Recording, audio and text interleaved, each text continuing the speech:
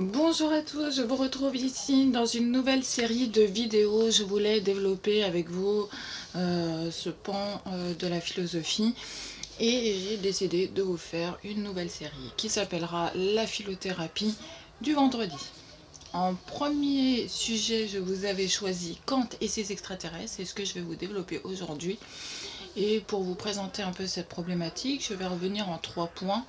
Le premier étant très succinctement une petite biographie du début de vie du jeune Emmanuel Kant, puis nous ferons l'entrée, l'analyse dans le texte qui nous intéresse le plus, qui concerne la théorie du ciel et sa troisième partie. Et enfin, nous essayerons de voir un peu toutes les idées qui ont pu être développées dans cette pensée un peu particulière, puisque Kant n'est pas le seul à avoir pensé la pluralité des mondes, le fait d'avoir des êtres extérieurs à nous, que nous verrons du coup tout à l'heure. Tout de suite, je vais donc vous laisser avec le sujet de la vidéo et sans plus tarder, revenons un peu sur la vie du jeune Emmanuel Kant. Donc Kant est un philosophe allemand qui est né en 1724. Il est né à Königsberg, une ville à laquelle il sera attaché pendant toute sa vie, puisqu'il va y étudier, il va y vivre et il ne va jamais la quitter. Il étudie à la faculté de sa ville, puis ensuite il y enseignera plus d'une quarantaine d'années, selon qu'il aura aussi été précepteur pendant ses 15 premières années. Voilà. Nous allons retrouver Emmanuel Kant avec un cursus assez complet, assez pluridisciplinaire, et tout le long de sa vie, en fait, il va ajouter des disciplines à son cursus qu'il va par la suite, en fait, enseigner en passant un à un chaque habilitation pour pouvoir enseigner correctement les matières qu'il étudie. Dans un premier temps, il va se lancer à corps perdu en fait dans les sciences exactes, dans les mathématiques, c'est sa première approche. Puis il va très vite s'intéresser à la partie métaphysique et philosophique qu'il va enseigner par la suite vers 1770.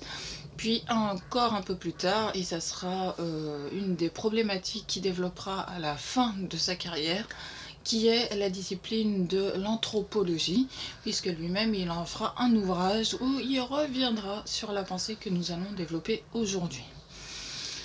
Kant n'est pas un brillant étudiant, puisqu'il va mettre un certain temps à pouvoir avoir toutes ces disciplines, mais par contre il est très attaché, puisque c'est vraiment au fur et à mesure de ses recherches, au fur et à mesure que sa pensée se construit, qu'il va développer et qui va de plus en plus en fait rentrer dans cette réflexion intensive et active, ce qui fera que les 3 critiques que nous pouvons connaître de cet auteur arriveront bien plus tard que l'écrit dont je vais vous parler aujourd'hui. L'écrit qui nous intéresse le plus, c'est l'histoire générale de la nature et la théorie du ciel. Ici, ce qui nous intéresse, en fait, c'est le fait que Emmanuel Kant est très jeune quand il écrit cet ouvrage, et notamment la particularité de celui-ci, c'est qu'il n'est pas signé de son nom, puisqu'il va écrire dans sa lettre au roi de Prusse, en lui demandant sa protection par rapport à ce qui sera écrit dans ce manuscrit, et signera simplement de l'épitaphe de l'auteur. Mais nous savons par la suite que bien sûr c'est le jeune Emmanuel Kant qui a publié ce manuscrit, puisqu'il a publié tous ses ouvrages dans la même maison d'édition qui est Petersen. Donc Kant, en fait, dès sa préface, va être amené à se justifier de ses choix d'écriture, puisqu'il va simplement expliquer qu'il aimerait éviter les écueils religieux par rapport à ce qu'il écrit, en donnant une visée tout autre, puisqu'il va s'appuyer sur les principes de Newton pour pouvoir expliquer en fait sa pensée philosophique au cours de l'ouvrage.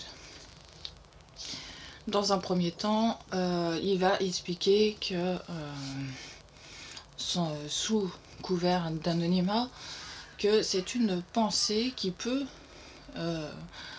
interroger en fait sur la valeur, la place et la morale de l'être humain, et va se servir d'un des principes et des principes fondateurs de Newton, qui est le principe d'impulsion et de répulsion des forces, tout simplement parce qu'il considère que la Terre est une sorte d'épicentre en fait entre la physicalité, la matérialité de l'homme, et de l'autre côté l'aspect spirituel de l'être spirituel et la spiritualité en soi, et que l'homme est vraiment au croisement des deux, ce qui forme un certain équilibre.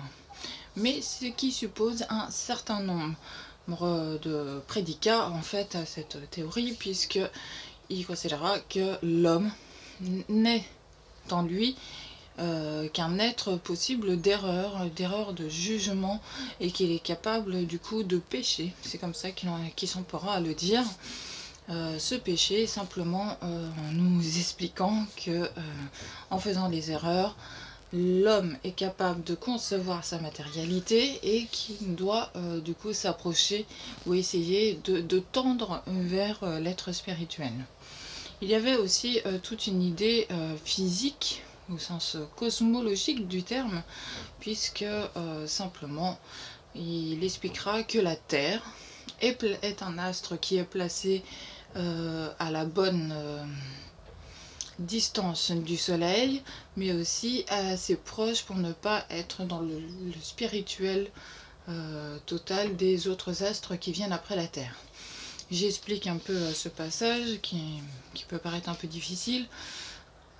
Il considérait que les astres qui se forment ont une sorte de chronologie, une chronologie de leur naissance jusqu'à leur cycle de vie, et considérait que la Terre en fait avait été une des toutes premières, 3-4 premières planètes, astres qui avaient été formées, et que du coup elle était beaucoup plus ancienne que celle qui la suivait.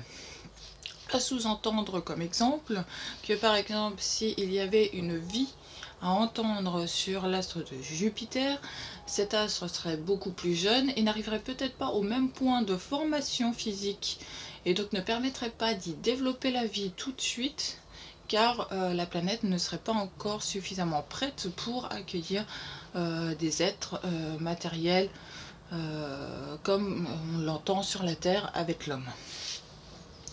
Donc pour lui, et c'est une pensée qu'il développera tout le long de sa vie et qu'on retrouvera dans ces trois critiques qu'il écrira bien plus tard, c'est-à-dire qu'il va toujours stratifier en fait sa pensée.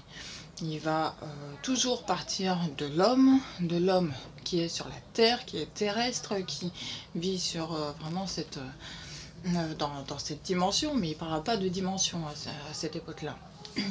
Et ensuite, il expliquera qu'il y a un espace entre la Terre et le sublime, qui est une sorte d'entre-deux. C'est là où l'homme va pouvoir penser, concevoir sa pensée, être omniscient, mais surtout pouvoir réfléchir de manière rationnelle à ce qui lui arrive par rapport aux épreuves, par rapport à ses erreurs et par rapport aux jugements moraux qu'il va pouvoir remettre en place.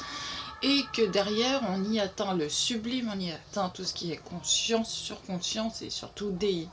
Enfin, Dieu et l'être tout-puissant, et que l'homme essaye tout au long de sa vie de s'y approcher s'il marche en tant qu'être moral. Ici, la pensée que développe Kant pendant sa jeune carrière, à ses 33 ans, c'est littéralement de pouvoir expliquer que le fait d'avoir un point de vue extérieur, un point de vue cosmopolite, un point de vue sur des mondes qui ne concernent pas le nôtre, pourrait donner une vision qui ferait qu'on peut d'autant mieux définir l'homme. Cette pluralité des mondes, le fait de pouvoir entrevoir des mondes possibles ailleurs, permet de se détacher en fait de la pensée anthropocentrée de l'homme, et de pouvoir le considérer dans son ensemble, dans ses systèmes, dans les systèmes qui l'entourent. Quand je parle de système, c'est des systèmes solaires, puisqu'il va tout de suite rentrer dans une explication cosmologique du terme. Ensuite, ce qui nous intéresse beaucoup plus, en fait, c'est cette troisième partie qui est vraiment le point de référence au fait que Kant fasse appel à des êtres extérieur. Mais cette troisième partie est un peu étonnante puisqu'elle y est amenée de manière poétique. Et je vais vous lire tout de suite en fait le tout petit poème qui arrive dans cette troisième partie. Comme ça vous allez pouvoir en fait mieux comprendre pourquoi il centre et pourquoi il entre directement dans cette pensée. Celui-là seul dont l'œil perçant le ciel au lointain voit le monde formé par des mondes sans fin, voit comment les soleils s'unissent en système continu d'astres obscurs roulant autour d'eux-mêmes. Peuplé d'êtres divers, celui-là seul connaît pourquoi l'homme, par Dieu, fut tel quel qu'il est. Donc du coup c'est une forme poétique assez courte où en fait il va clairement définir en fait un être extraterrestre, c'est-à-dire peuplé d'êtres divers qui seraient dans d'autres systèmes, il l'explique ainsi. Et en fait ce qu'il expose dans ses premières idées ici, c'est qu'il n'est pas absolument nécessaire que chaque planète soit habitée. C'est surtout ça qui m'a un peu changé. Il essaye en fait d'être entre deux références qui, comme je vous l'avais dit, fait partie d'une pensée qui n'est pas nouvelle. Dès l'Antiquité, nous allons avoir un certain nombre de philosophes jusqu'au Moyen-Âge, jusqu'à Emmanuel Kant, à l'époque moderne, qui vont développer cette pluralité des mondes, ce cosmopolitisme. Et le tout premier à le faire, c'est Épicure. Épicure qui écrira deux lettres, lettre à Hérodote, la lettre à Hérodote et de Progéras, si je ne me trompe pas. Je vous l'ai mis en référence normalement dans la vidéo. Et donc c'est le premier qui va essayer de s'opposer un peu à la vision d'Aristote. Aristote était pour un monde unifié où seule vie était possible sur la Terre puisque l'être est doué de raison. Et Aristote considérait que c'était le seul être doué de raison et donc être capable de peupler cet univers. Or, Épicure n'est pas sur cette lignée-là. Lui, il conçoit tout de suite cette pluralité du monde et va en faire en fait état de fait dans ses écrits, qu'on retrouve dans ses lettres et ses sermons. Donc il faut feuilleter quand même pas mal de passages, puisque c'est comme des entretiens, comme une correspondance. Et on va peu à peu en fait oublier cette problématique de la multiplicité des mondes, tout simplement puisqu'on va vivre de plus en plus sous le fait de faits et de conceptions religieuses qui vont surtout centrer non sur la possibilité des mondes dans notre univers, mais surtout sur le fait de centrer au niveau de tout ce qui est religieux. Donc on va vite oublier la théorie du fait qu'on ne serait peut-être pas seul à pouvoir vivre dans l'ensemble du cosmos. On va retrouver par la suite, vraiment beaucoup plus tard pour le coup, Laë, qui est pour Kant une sorte de spirituel écrivain, et qui va aussi développer un peu cette théorie, mais celui qui nous marquera le plus, et je pense qui arrive un tout petit peu avant Kant, ça va être Fontenelle. Fontenelle qui écrit en 1692, je crois, Entretien de la pluralité des mondes. Et là le titre est très clair et la problématique est déjà amplement développée. Et Kant va en faire état de fait dès sa préface, c'est-à-dire de la préface, on retrouve le fait qu'il amène cette référence, il fait référence à Fontenelle d'une manière assez anecdotique, puisqu'il prendra un exemple sur le fait que pourquoi pas concevoir d'autres mondes en regardant sur la tête d'un gentilhomme, et il dit trouver des poux, et les poux formeraient une nouvelle espèce et un autre monde en soi. C'est assez comique comme entrée de référence, mais c'est sa référence la plus proche par rapport à sa pensée. Ce qui va se passer par la suite est un peu plus diffus, puisqu'au 19e, on va littéralement casser cette pensée de la multiplicité des mondes, notamment par Hegel, notamment par Husserl dans la phénoménologie, qui vont complètement boycotter cette théorie des mondes multiples.